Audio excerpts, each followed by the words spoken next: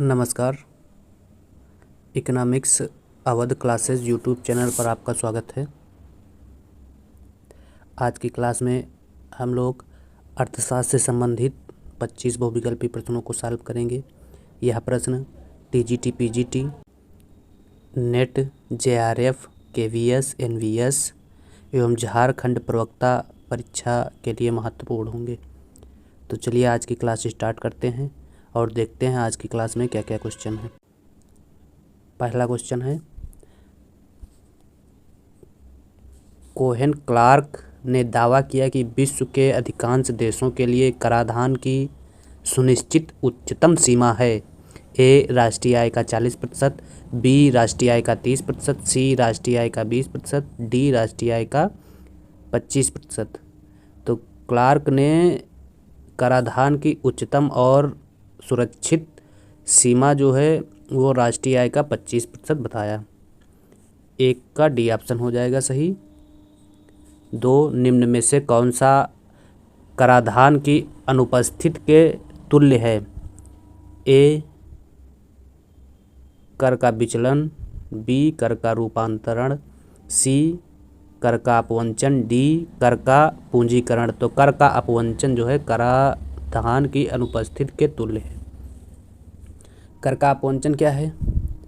व्यक्तियों, कंपनियों और अन्य संस्थाओं द्वारा गैरकानूनी रूप से कर न देने को कर अपवंचन कहते हैं, या कर चोरी कर लेना कर अपवंचन कहलाता है। कर अपवंचन मुख्य रूप से प्रत्यक्ष कर में देखने को मिलता है। तो कर अपवंचन कराधान की अनुपस्थिति के समान होता है। अगला क्वेश्चन है 3 नंबर, द्वयाधिकार के कूर्नो मॉडल के अंतर्गत प्रत्येक द्वयाधिकारी कितना उत्पादन करेगा? उत्पादन का आधा, उत्पादन या आउटपुट का 1/4, उत्पादन का 1/6, कुल उत्पादन का 1/3। तो द्वयाधिकारी के कूर्नो मॉडल के अंतर्गत द्वयाधिकारी उत्पादन का 1/3 भाग लास्ट में उत्पादन करेगा। प्रारंभ में आधा आधा उत्पादन करेंगे। प्रारंभ में द्वयाधिकारी मॉडल में द्वयाधिकारी जो है एक का उत्पादन, एक वस्तु का उत्पादन 1/2, 1-1/2 ए फर्म द्वारा 1/2 किया जाएगा और बी फर्म द्वारा ऐसे ही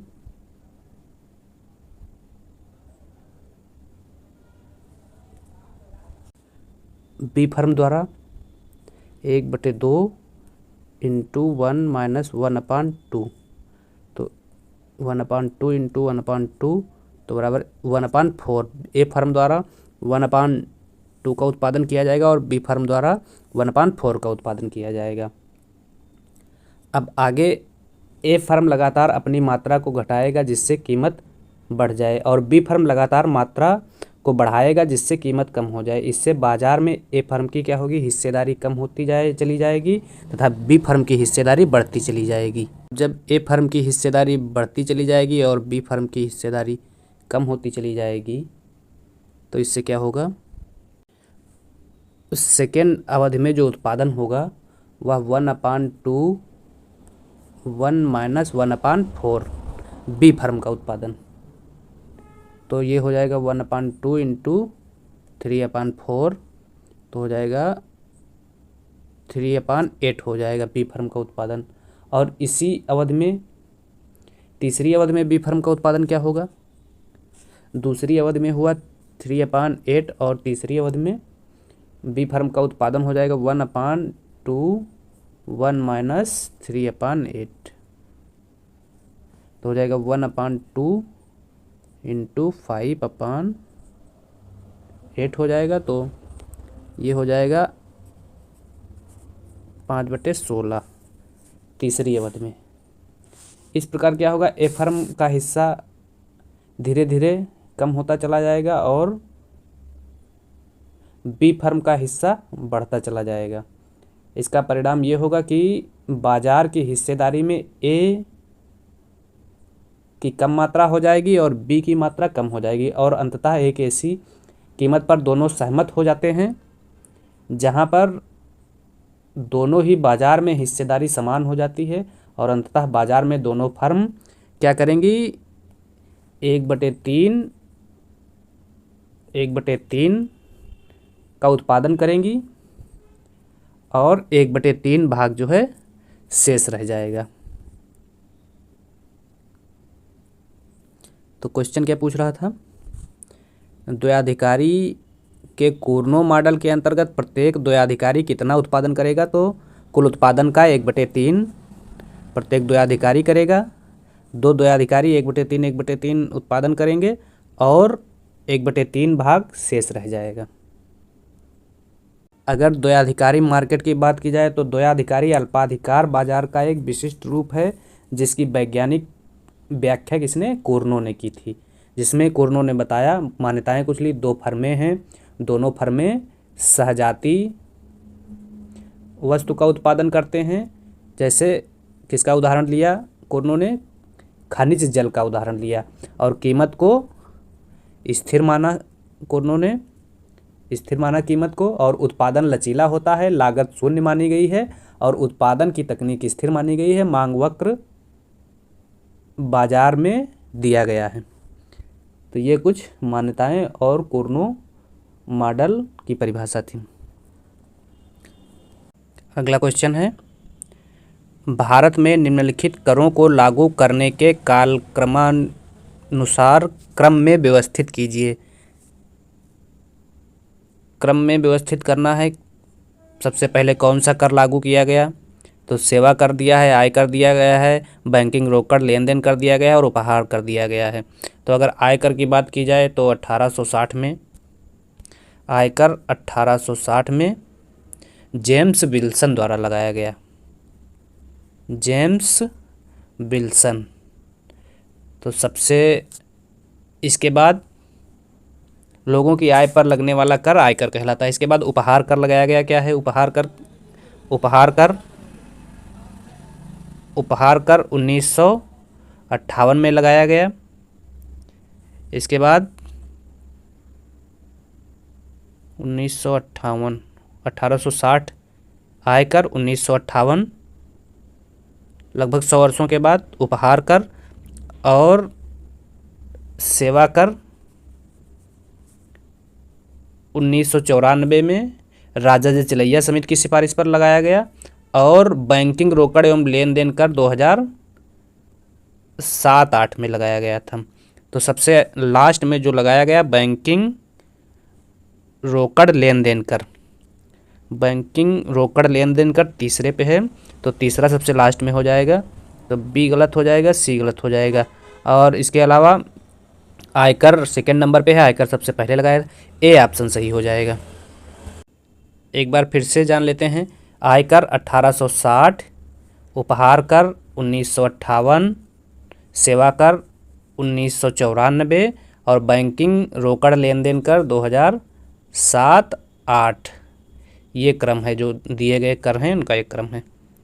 अगला क्वेश्चन क्या है, निम्न में से किसने उपभोग मूल्य और विनिमय मूल्य के बीच भेद किया है और हीरे और जल का प्रसिद्ध उदाहरण पेश किया है।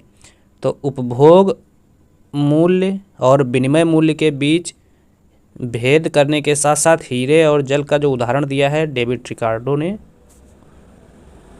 एडम स्मिथ ने दिया, डेविड रिकार्डो नहीं, एडम स्मिथ ने दिया था। एडम स्मिथ का क्या मानना था, जल जैसी मानवीय जीवन के लिए अति उपयोगी एवं अनिवार्य वस्तु की कीमतें बहुत कम हैं, जबकि हीरे जैसी बहुत ही जो अनावश्यक वस्तु है की कीमतें बहुत ही ऊंची हैं।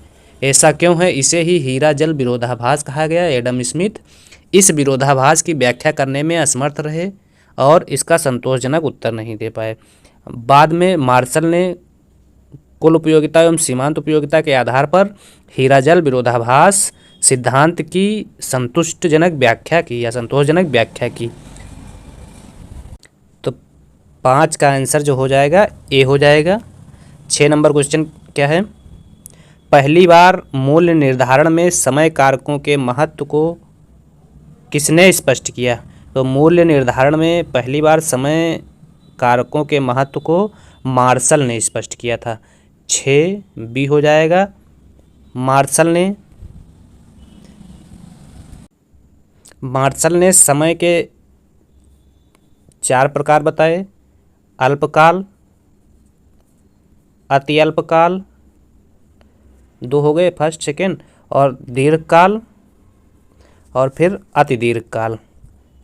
3 और 4 मार्शल ने समय के 4 रूप बताए। अगला क्वेश्चन 7 नंबर। अवधारणा एक तरफ दी गई है और एक तरफ अर्थशास्त्री का नाम दिया गया है। किस अर्थशास्त्री ने किस अवधारणा को दिया, ये पूछा गया है। तरलता जाल, तरलता जाल की अवधारणा किसने दी थी? तो तरलता जाल की अवधारणा सबको पता होगा, कीन्स ने दिया था। कीन्स किस ऑप्शन में है? 4, ए का मिल जाएगा 4 से। प्रदर्शन प्रभाव, प्रदर्शन प्रभाव ड्यूजनबरी ने दिया था। 3 स्थायी आय परिकल्पना, स्थायी आय परिकल्पना फ्रीडमैन द्वारा दी गई थी। और संपदा प्रभाव, संपदा प्रभाव AC पीगू द्वारा दिया गया था। तो 4 3 1 2, 4 3 1 2 फर्स्ट ऑप्शन में है, ए सही हो जाएगा। 7 का ए सही है। 8, जब किसी वस्तु की कीमत P15 है तो उपभोक्ता खर्च करता है 240 रुपये खर्च करता है, या वस्तु 240 रुपये की क्रय करता है। और जब उस वस्तु की कीमत बढ़कर 20 रुपये हो जाती है तो उपभोक्ता 300 रुपये खर्च करता है। तो ये -60 हो जाएगा, -5 हो जाएगा। अब डेल्टा Q अपान डेल्टा P इंटू P अपान Q से सॉल्व करने पर आंसर आ जाएगा -3/4। तो 3/4 ऑप्शन में दिया नहीं है, तो इसलिए इसका आंसर हो जाएगा कोई नहीं। अगला 9 नंबर। सूची फर्स्ट को सूची सेकेंड से मिलाना है। निम्न संतुलन पास, सूची फर्स्ट में दिया है निम्न संतुलन पास का सिद्धांत जो है, निम्न संतुलन पास या निम्न संतुलन फंदा का सिद्धांत दिया था नेल्सन ने। अगला दरिद्रता माप, दरिद्रता माप सुरेश तेंदुलकर ने गरीबी की माप, दरिद्रता माप सुरेश तेंदुलकर। अबंधता, अबंधता की नीति एडम स्मिथ से संबंधित है। औद्योगिक रिजर्व सेना कार्ल मार्क्स से संबंधित है। तो इस प्रकार से 3 4 2 1 वाला ऑप्शन सही होगा। 3 4 2 1 सी में है। 9 का सी सही हो जाएगा। 10, किसके आर्थिक सिद्धांतों में माल्थस के सिद्धांत मूल में रहते हैं? रॉबिन्सन, रिकार्डो, कीन्स, एडम स्मिथ। तो कीन्स के आर्थिक सिद्धांत में माल्थस के सिद्धांत मूल रूप से हैं। अगला 11 नंबर क्वेश्चन। जिस उद्योग में दीर्घकालिक आपूर्ति वक्र क्षैतिज होती है वो क्या कहलाता है? तो स्थिर लागत उद्योग, स्थिर लागत उद्योग डी में सही है। अगला, निम्न में से किस अर्थशास्त्री द्वारा अधिशेष मूल्य की अवधारणा विकसित की गई? तो अधिशेष मूल्य की अवधारणा कार्ल मार्क्स द्वारा दी गई थी। दास कैपिटल पुस्तक के लेखक भी कार्ल मार्क्स हैं। अगला 13 नंबर। लेविस के अनुसार वर्तमान मजदूरी दर पर श्रम की पूर्ति होती है। तो लेविस के अनुसार वर्तमान मजदूरी दर पर श्रम की पूर्ति पूर्णतः लोचदार होती है। 13 सी सही है। 14 नंबर क्वेश्चन। कौन से अर्थशास्त्री क्लासिकल स्कूल से संबंधित नहीं है? Malthus, J.S. मिल, रिकार्डो, सोलो। तो सोलो आधुनिक अर्थशास्त्री हैं, बाकी माल्थस, J.S. मिल, रिकार्डो क्लासिकल स्कूल से संबंधित अर्थशास्त्री हैं। अगर एडम स्मिथ की बात की जाए तो स्कॉटलैंड के हैं और 1723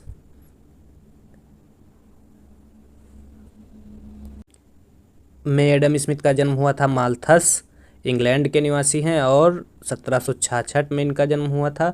और रिकार्डो इंग्लैंड के निवासी हैं, 1772 में इनका जन्म हुआ था। और J.S. मिल लंदन के निवासी हैं, 1806 में इनका जन्म हुआ था। तो ये क्रम है एडम स्मिथ, माल्थस, रिकार्डो और J.S. मिल का। अगला क्वेश्चन। स्फीति अंतराल की धारणा का प्रतिपादन किसने किया? तो स्फीति अंतराल की अवधारणा का प्रतिपादन 1940 में 1940 में कीन्स द्वारा अपनी पुस्तक हाउ टू पे फॉर द वार में किया गया था। तो 1940 में कीन्स ने स्फीति अंतराल की अवधारणा अपनी पुस्तक हाउ टू पे फॉर वार में किया था, जिसमें उन्होंने बताया कि किसी अर्थव्यवस्था में पूर्ण रोजगार संतुलन की स्थिति को बनाए रखने के लिए जितनी कुल मांग की आवश्यकता पड़ती है, यदि कुल मांग उससे अधिक हो तो इसके अंतर को स्फीति अंतराल कहते हैं। अगला क्वेश्चन 16 नंबर, परिणाम बजट को इस रूप में जाना जाता है: व्यय पूर्व बजट, व्यय पश्चात बजट, आगम पूर्व बजट, आगम आवंटन पूर्व बजट। तो परिणाम बजट को व्यय पूर्व बजट भी कहा जाता है। अगला, the theory of public finance के लेखक हैं माल्थस, जेएस मिल, डाल्टन। कोई नहीं, तो कोई नहीं, क्योंकि the theory of public finance पुस्तक के लेखक मसग्रेव हैं। अगला क्वेश्चन 18 नंबर, अधिकतम सामाजिक लाभ के सिद्धांत का प्रतिपादन किया। तो अधिकतम सामाजिक लाभ के सिद्धांत का प्रतिपादन डाल्टन द्वारा किया गया था। 18C सही हो जाएगा। किस अवस्था में AR वक्र एवं उद्योग मांग वक्र समान होते हैं? तो एकाधिकार में AR वक्र और उद्योग मांग वक्र समान होते हैं। B सही हो जाएगा। औसत आगम वक्र का दूसरा नाम है, औसत आगम वक्र का दूसरा नाम मांग वक्र है। A सही हो जाएगा 20 का। 21, परिवर्तनशील अनुपातों का नियम संबंधित है। परिवर्तनशील अनुपातों का नियम अल्पकाल से संबंधित है, ये ऑप्शन। और उत्पत्ति का नियम या परिवर्तनशील अनुपातों का नियम अल्पकाल से संबंधित है, और पैमाने के प्रतिफल का नियम दीर्घकाल से संबंधित है। अगला, कॉप डगलस उत्पादन फलन के लिए प्रतिस्थापन की लोच क्या होती है? तो कॉप डगलस उत्पादन फलन के लिए प्रतिस्थापन की लोच इकाई होती है। अगला, निम्न चित्र में प्रदर्शित है। तो निम्न चित्र में मांग में विस्तार को बताया गया है। अगला, रिज रेखाओं पर श्रम व पूंजी की सीमांत उत्पादकता होती है। रिज रेखाओं पर श्रम व पूंजी की सीमांत उत्पादकता 0 होती है। 25 नंबर और आज की क्लास का लास्ट क्वेश्चन, उत्पादन साधनों में प्रतिस्थापन लोच सदैव होती है। तो उत्पादन साधनों में प्रतिस्थापन की लोच सदैव धनात्मक होती है। 25 का B सही हो जाएगा आंसर।